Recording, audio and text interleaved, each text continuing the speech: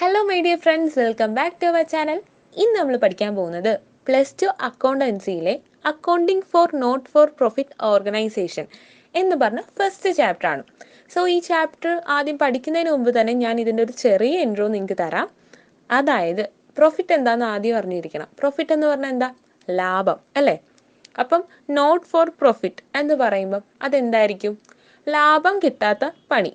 അതായത് ഇപ്പം നിങ്ങളുടെ വീട്ടിൽ നിങ്ങൾക്ക് അമ്മ ഫുഡ് ഉണ്ടാക്കി തരാൻ നേരത്ത് നിങ്ങൾ അമ്മയ്ക്ക് പൈസ കൊടുക്കുമോ? ഇല്ലല്ലോ. നമുക്ക് അമ്മ ചെയ്ത് തരുമല്ലേ അത്. അപ്പം അമ്മയ്ക്ക് അവിടെ നിന്ന് ഒരു ലാഭമോ ഒരു പൈസയോ ഒന്നും കിട്ടുന്നില്ല. വേറൊരു എക്സാമ്പിൾ വെച്ച് പറയുകയാണെങ്കിൽ, അതായത് ഈ അനാഥരായിട്ടുള്ള പിള്ളേരൊക്കെ ഇല്ലേ, അവരെയൊക്കെ നോക്കുന്നതിൽ ആർക്കും ഒരു കാശോ ഒന്നും കിട്ടുന്നില്ല. പക്ഷെ അവർ നല്ലൊരു സർവീസാണ് ചെയ്തു കൊടുക്കുന്നത്, ഒരു സോഷ്യൽ സർവീസാണ് ചെയ്തു കൊടുക്കുന്നത്. അതുമാത്രമല്ല, ഇപ്പം ഫ്രീ ആയിട്ട് പാവപ്പെട്ടവർക്ക് ഫുഡ് കൊടുക്കുന്നു, ഡ്രസ്സ് കൊടുക്കുന്നു. ഇതിലൂടെയൊന്നും ആർക്കും ഒരു പൈസ ഒന്നും കിട്ടുന്നില്ല. പക്ഷേ പ്രോഫിറ്റ് ആലോചിക്കാതെ അവർ നന്മ പ്രവൃത്തികൾ ചെയ്യുന്നു. ഇനി നമ്മുടെ അടുത്ത പോർഷനാണ് ക്യാരക്ടറിസ്റ്റിക് ഫീച്ചേഴ്സ്. അതിൻ്റെ ഫസ്റ്റ് പോയിന്റ് ആണ് റെൻഡറിങ് സർവീസസ്. അതായത് ഒരു എക്സാമ്പിളിലൂടെ പറയുവാണെങ്കിൽ, ഈ കുറേ ചേട്ടന്മാർ ചേർന്ന് ഫുഡ് കളക്ട് ചെയ്തിട്ട് ആശുപത്രികളിൽ കൊണ്ട് ഫ്രീ ആയിട്ട് ഫുഡ് കൊടുക്കത്തില്ലേ? സോ അവരുടെ ആ ഒരു സർവീസിനെ നമുക്ക് റെൻഡറിങ് സർവീസസ് എന്ന് പറയാം. പിന്നെ അതിൻ്റെ നെക്സ്റ്റ് പോയിന്റ് എന്ന് പറയുന്നത് not for profit seeking entity. അതായത് ഇവരുടെ ലക്ഷ്യം എന്ന് പറയുന്നത് മറ്റുള്ളവർക്ക് സേവനം ചെയ്യുക. ഇവർക്ക് തിരിച്ചിങ്ങോട്ടൊന്നും കിട്ടണ്ട, പൈസയോ ഒന്നും വേണ്ട, ഇവർക്ക് പ്രോഫിറ്റ് ഒന്നും വേണ്ട, സേവനം ചെയ്യുക മറ്റുള്ളവർക്ക്. ഇനി തേർഡ് പോയിന്റ് എന്ന് പറയുന്നത് നോ ട്രേഡിംഗ് മാനുഫാക്ചറിങ് ആക്ടിവിറ്റീസ്. എന്ന് വെച്ചാൽ ഇവർ ട്രേഡിംഗ് ആയിട്ടൊന്നും കൊണ്ടുപോകുന്നില്ല, എന്നാലും ചെറിയ ചെറിയ ട്രേഡിംഗ് ഉണ്ട്. പക്ഷേ ഇവർക്ക് അതിൻ്റെ അകത്തുനിന്ന് കിട്ടുന്ന പ്രോഫിറ്റും ഇവർ സേവനങ്ങൾക്ക് വേണ്ടി ഉപയോഗിക്കുന്നു. പിന്നെ സോഴ്സസ് ഓഫ് ഇൻകം. ഇവരുടെ മെയിൻ സോഴ്സസ് ഓഫ് ഇൻകം എന്ന് പറയുന്നത് സബ്സ്ക്രിപ്ഷൻ ആണ്. സബ്സ്ക്രിപ്ഷൻ എന്ന് പറയുമ്പം ഞാനിപ്പം ഒരു സേവനം ചെയ്യുന്ന ക്ലബ്ബിൽ ചെന്ന് ചേരാൻ നേരത്ത് അവിടുത്തെ എൻട്രൻസ് ഫീസ്, അങ്ങനെ കുറച്ച് ഫീസൊക്കെ കാണുമല്ലോ. സോ ആ ഒരു ഞാൻ അടയ്ക്കുന്ന ഫീസിനെയൊക്കെയാണ് പറയുന്നത് സബ്സ്ക്രിപ്ഷൻ. ഡൊണേഷൻ എന്ന് പറയുമ്പോൾ ഞാനൊരു ഇത്രയും രൂപ കൊടുക്കുക, എന്നിട്ട് പറയുന്നു ഇതൊരു അനാഥാലയത്തിന് ഡൊണേറ്റ് ചെയ്യുക. അപ്പം അതിനെയാണ് ഡൊണേഷൻ എന്ന് പറയുന്നത്. ലെഗസീസ് എന്ന് വെച്ചാൽ ഈ പ്രായമായവരൊക്കെ മക്കളുടെ പേരിലോട്ടൊക്കെ സ്വത്തുക്കളൊക്കെ എഴുതി വെക്കത്തില്ലേ? അതുപോലെ തന്നെ ചിലവർ സ്വത്തുക്കൾ എഴുതാൻ നേരത്ത് എൻ്റെ സ്വത്ത് അനാഥാലയത്തിന് കൊടുക്കണം, എൻ്റെ മരണത്തിന് ശേഷം അവർക്ക് അവകാശപ്പെട്ടതാണ് ഈ സ്വത്ത് എന്നൊക്കെ പറഞ്ഞ് ഇങ്ങനെ കൊടുക്കുന്നതിനാണ് ലെഗസീസ് എന്ന് പറയുന്നത്. എക്സാമ്പിളായിട്ട് നമ്മളുടെ മലയാള ഫിലിമായ ചിൽഡ്രൻസ് പാർക്ക് തന്നെ നമുക്ക് എടുക്കാം. ഇനി നമ്മുടെ ഫിഫ്ത്ത് പോയിന്റ് ആണ് ക്യാപിറ്റൽ ഫണ്ട്. അതായത് ഇപ്പോൾ ഒരു കട തുടങ്ങാൻ നേരത്ത് നമ്മൾ ഇത്രയും രൂപ നിക്ഷേപിച്ചിട്ടല്ലേ ആ കട തുടങ്ങുന്നത്. അതേപോലെ ഈ ഒരു ക്ലബിനൊന്നും ക്യാപിറ്റൽ ഫണ്ടിന്റെ ആവശ്യം വരുന്നില്ല. എന്ന് വെച്ചാൽ കടയെന്ന് പറയുന്നത് അവർ പ്രോഫിറ്റ് ഏൺ ചെയ്യാൻ വേണ്ടിയിട്ടാണ്.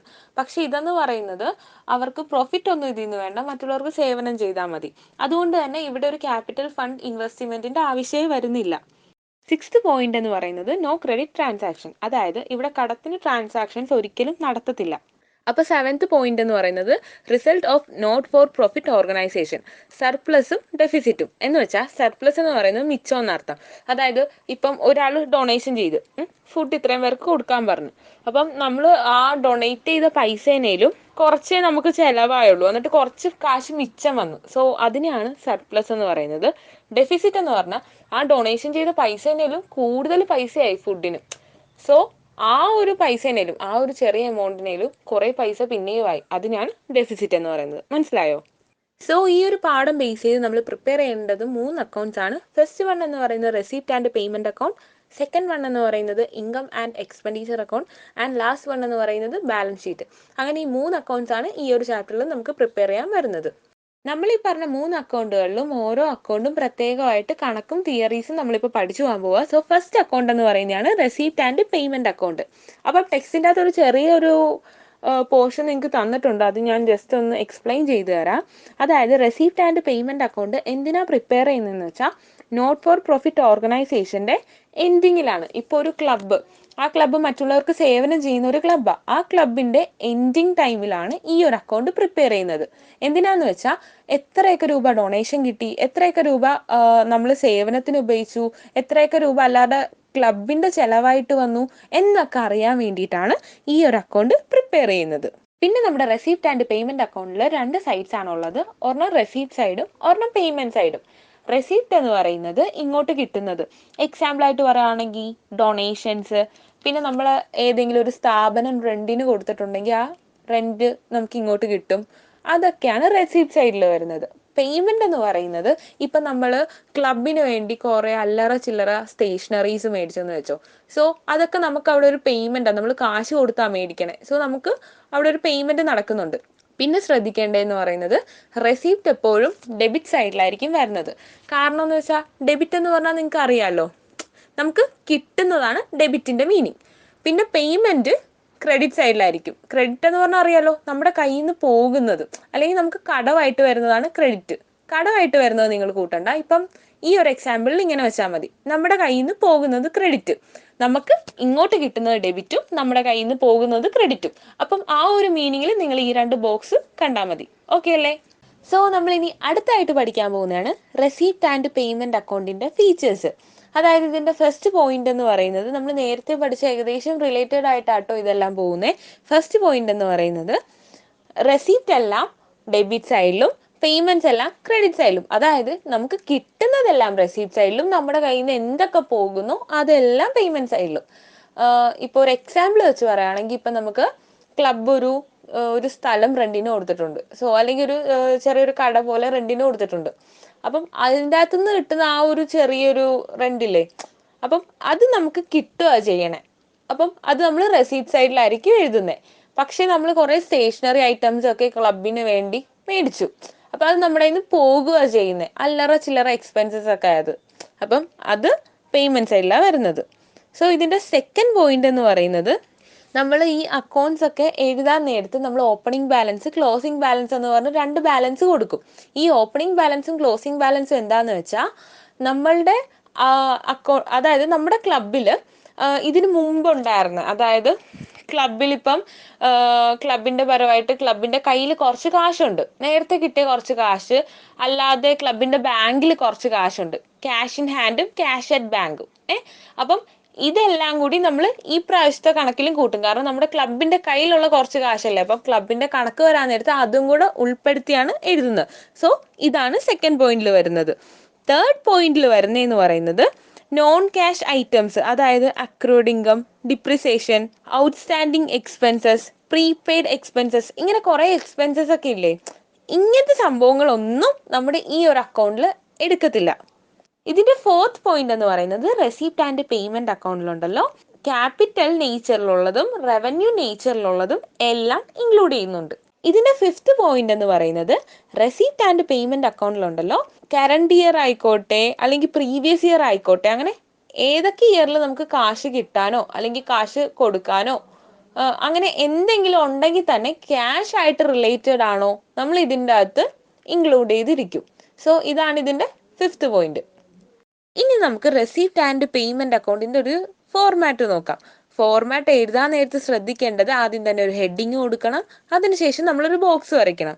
അതായത് ഹെഡിങ് എന്ന് പറയുന്നത് receipt and payment account for the year ending എന്ന് പറഞ്ഞു കൊടുത്തിട്ട് നമ്മുടെ ക്വസ്റ്റ്യൻ്റെ അകത്ത് തന്നെ ഡേറ്റും മന്തും എല്ലാം കാണും. അപ്പോൾ അതെടുത്ത് നമ്മൾ എഴുതി കൊടുക്കണം. ഇപ്പം എക്സാമ്പിൾ ആയിട്ട് പറയുകയാണെങ്കിൽ 31st December 2040. സോ അതെടുത്ത് എൻഡിങ്ങിന് ശേഷം എഴുതി കൊടുക്കണം. സോ അത് കഴിഞ്ഞിട്ട് നമ്മളൊരു ബോക്സ് വരയ്ക്കണം. ഇതേപോലെ ഒരു ബോക്സ് വരയ്ക്കണം. ഈ ബോക്സിൻ്റെ അകത്ത് 4 കോളംസ് ആണ് വേണ്ടത്. ഒരെണ്ണം റെസിപ്റ്റ് കോളം, റെസിപ്റ്റിന്റെ എമൗണ്ട്സ് എഴുതാൻ ഒരു കോളം വേണം, അതിനുശേഷം പേയ്മെന്റ് കോളം, പേയ്മെന്റ്സിന്റെ എമൗണ്ട്സ് എഴുതാൻ ഒരു കോളം കൂടെ വേണം. അത് കഴിഞ്ഞ് നമ്മൾ റെസിപ്റ്റ് സൈഡിന്റെ മുകളിലായിട്ട് ഡെപ്റ്റർ എന്നും ക്രെഡിറ്റ് സൈഡിന്റെ മുകളിലായിട്ട് ക്രെഡിറ്റർ എന്നും കൊടുക്കുന്നുണ്ട്. റെസിപ്റ്റ് എന്ന് പറഞ്ഞാൽ നമുക്ക് എന്തൊക്കെ കിട്ടുന്നോ അതെല്ലാം റെസിപ്റ്റ്, നമ്മുടെ കയ്യിൽ നിന്ന് എന്തൊക്കെ പോകുന്നു, എന്തൊക്കെ ചെലവ് വരുന്നു അതെല്ലാം പേയ്മെന്റ്സ്. സോ ഇതിന്റെ അർത്ഥം നിങ്ങൾക്ക് ഏകദേശം പിടികിട്ടി കാണുമല്ലോ. അങ്ങനെയാണെങ്കിൽ നമുക്ക് ഈ ഒരു കണക്ക് ചെയ്യാനായിട്ട് ഭയങ്കര സിമ്പിൾ ആയിരിക്കും. അപ്പൊ നമുക്ക് റെസിപ്റ്റ് സൈഡ് തന്നെ ഫസ്റ്റ് എടുക്കാം. റെസിപ്റ്റ് സൈഡിൽ വരുന്നതെന്ന് പറയുന്നത് balance B D. Balance B D എന്ന് പറയുന്നത് ബാലൻസ് ബ്രോഡ് ഡൗൺ.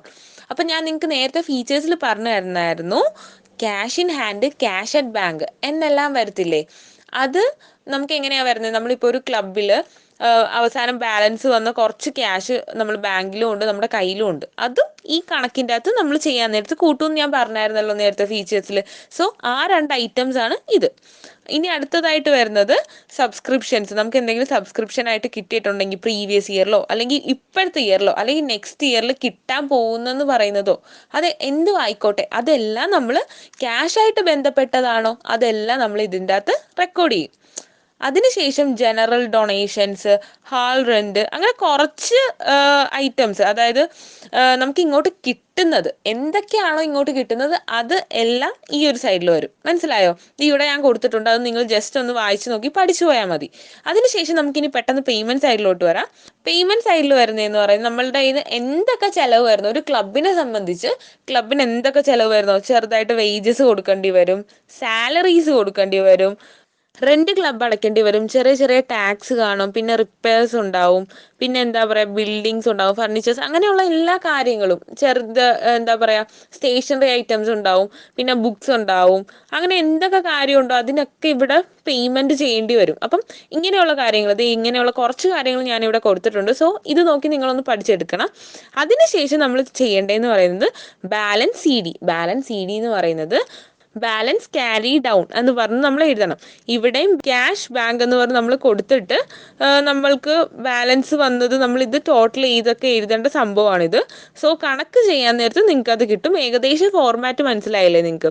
അപ്പം ഇങ്ങനെയാണ് വരുന്നത്. അപ്പം നിങ്ങൾ ഇതിൻ്റെ അകത്ത് ശ്രദ്ധിക്കേണ്ടതെന്ന് പറയുന്നത്, റെസീപ്റ്റ് എന്ന് പറയുന്നത് നമുക്ക് എന്തൊക്കെയാണോ ഇങ്ങോട്ട് കിട്ടുന്നത് അതെല്ലാം റെസീപ്റ്റ്.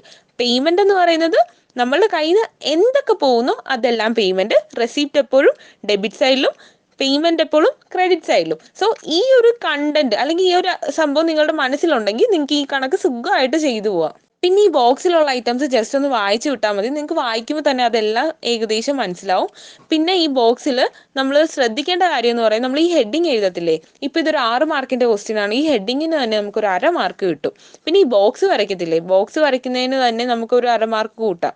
അങ്ങനെയാണെങ്കിൽ അപ്പം തന്നെ 1 മാർക്ക് നമുക്ക് കയ്യിൽ കിട്ടി സംഭവം. പിന്നെ ഇതിൻ്റെ അകത്ത് വരുന്ന ആ ഒരു കണ്ടന്റ് ഒക്കെ നമ്മൾ കറക്റ്റായിട്ട് സൈഡ് തെറ്റാതെ എഴുതി കഴിയുമ്പോൾ തന്നെ നമുക്ക് ഏകദേശം ഒരു 2 മാർക്ക് വല്ലതും കിട്ടും. പിന്നെ ബാക്കിയൊക്കെ ബാലൻസ് ചെയ്യുന്നതിനാണ് കിട്ടുന്നത്. അപ്പം ഇപ്പം തന്നെ നമ്മളുടെ കയ്യിൽ എത്ര മാർക്കായി? നമുക്കിപ്പോൾ ഒരു 4 മാർക്ക് നമുക്ക് സെറ്റായിട്ട് കിട്ടി. ഇത്രയും പഠിച്ചു കഴിയുമ്പോൾ തന്നെ നിങ്ങൾക്ക് ഒരു 6 മാർക്കിൻ്റെ ക്വസ്റ്റ്യന് 4 മാർക്ക് കിട്ടി. അപ്പം ബാക്കിയുള്ളത് നിങ്ങൾ ടോട്ടൽ ചെയ്ത് കണ്ടുപിടിച്ചാൽ മതി. സോ ഇതിൻ്റെ നെക്സ്റ്റ് പാർട്ടിലായിരിക്കും കണക്ക് നിങ്ങൾക്ക് ഞാൻ പഠിപ്പിച്ചു തരുന്നത്. അപ്പം ഇത്രയും ഭാഗം എല്ലാവരും അടിപൊളിയായിട്ട് പഠിച്ചു വെക്കുക.